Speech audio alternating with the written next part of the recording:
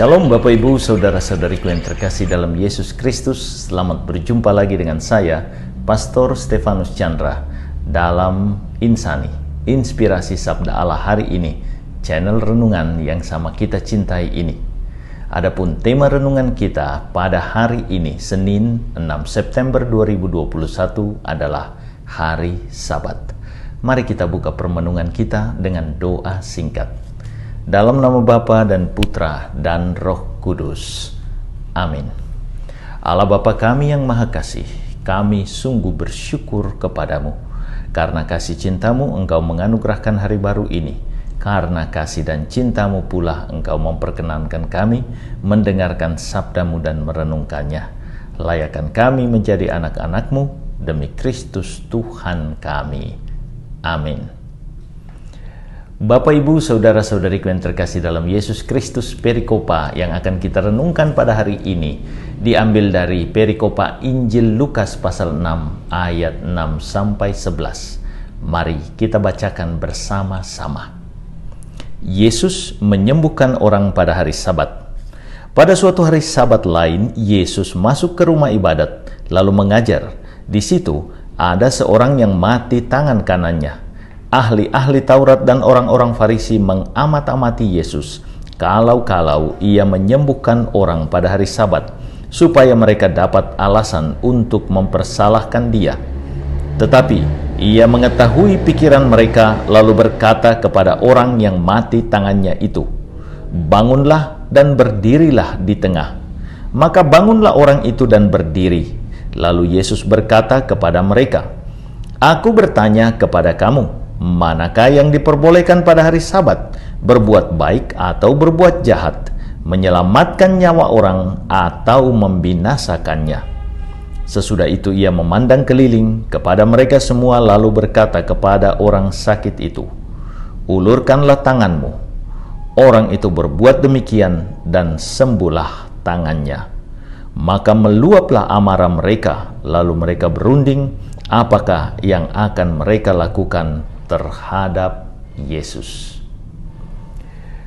Bapak Ibu, Saudara-saudariku yang terkasih dalam Yesus Kristus, membicarakan orang sakit atau orang yang bermasalah adalah kebiasaan yang sering kita praktekkan dalam hidup harian kita.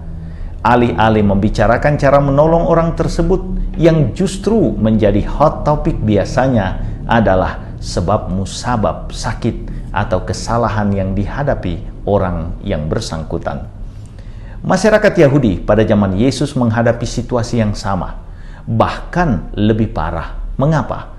Karena bagi masyarakat Yahudi zaman itu, sakit adalah akibat dari dosa dan kesalahan yang dilakukan oleh orang yang bersangkutan. Masyarakat lebih cenderung menggali sebab kemalangan dibanding menolong saudaranya yang tertimpa kemalangan tersebut. Dalam bacaan Injil hari ini, sikap yang ditunjukkan oleh orang-orang Farisi dan ahli-ahli Taurat juga demikian. Setting kejadian terjadi pada hari Sabat, hari perhentian agung, dan di tempat tersebut ada orang yang lumpuh sebelah tangannya. Mereka mengamat-amati Yesus yang mereka tahu mampu menyembuhkan orang itu. Mereka sama sekali tidak menaruh perhatian pada orang yang lumpuh sebelah tangannya itu. Para ahli Taurat dan orang-orang Farisi dengan sikap itu sebenarnya sibuk menghalangi Yesus untuk menolong si lumpuh. Sangat miris. Mereka tidak menolong si sakit, tetapi berusaha menghalangi Yesus untuk menyembuhkan si lumpuh tersebut. Mereka sebenarnya menghukum si sakit. Apakah Yesus membenci tindakan mereka? Yesus justru berbelas kasih kepada kedua jenis manusia ini, yakni orang yang secara fisik lumpuh sebelah tangannya dan kelompok kedua, yakni ahli-ahli Taurat dan orang-orang Farisi yang lumpuh secara nurani. Yesus bahkan memutuskan menyembuhkan terlebih dahulu kelumpuhan yang lebih parah, yakni kelumpuhan nurani. Rasa dan sesat pikir yang dialami oleh orang-orang Farisi dan ahli-ahli Taurat. Yesus menantang mereka dan menentang mereka dengan pertanyaan, manakah yang diperbolehkan pada hari Sabat? Berbuat baik atau berbuat jahat? Menyelamatkan orang atau membinasakannya? Yesus mau menyatakan bahwa hari Sabat adalah hari yang khusus untuk memuliakan Allah. Dan cara memuliakan Allah yang benar adalah dengan membagikan keselamatannya dengan cara menolong si lumpuh.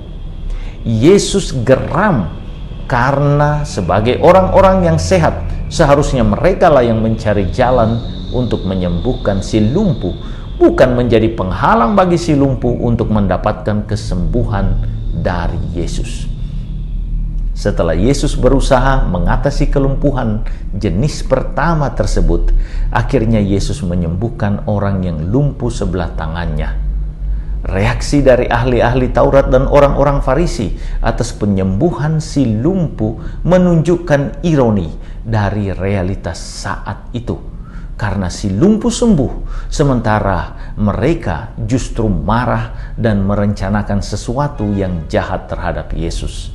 Reaksi tersebut menunjukkan bahwa ahli-ahli Taurat dan orang-orang Farisi memilih tinggal dalam kelumpuhannya karena memilih memelihara sesat pikir dan hidup tanpa nurani terhadap sesama mereka.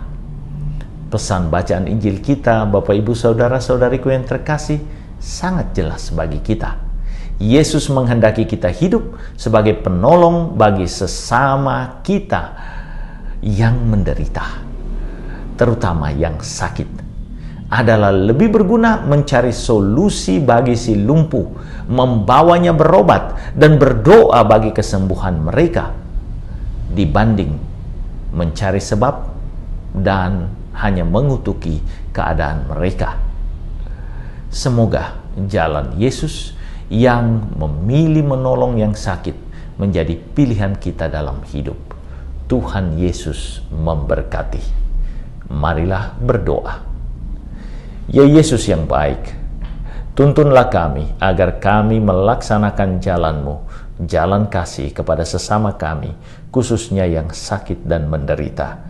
Kemuliaan bagi-Mu bersama Bapa dan Roh Kudus, Allah memerintah kini dan sepanjang masa. Amin. Tuhan sertamu, berkat Allah turun melimpah atas saudara-saudariku, keluarga saudara-saudariku, pekerjaan dan usaha saudara-saudariku, Bapa, Putra, dan Roh Kudus. Amin.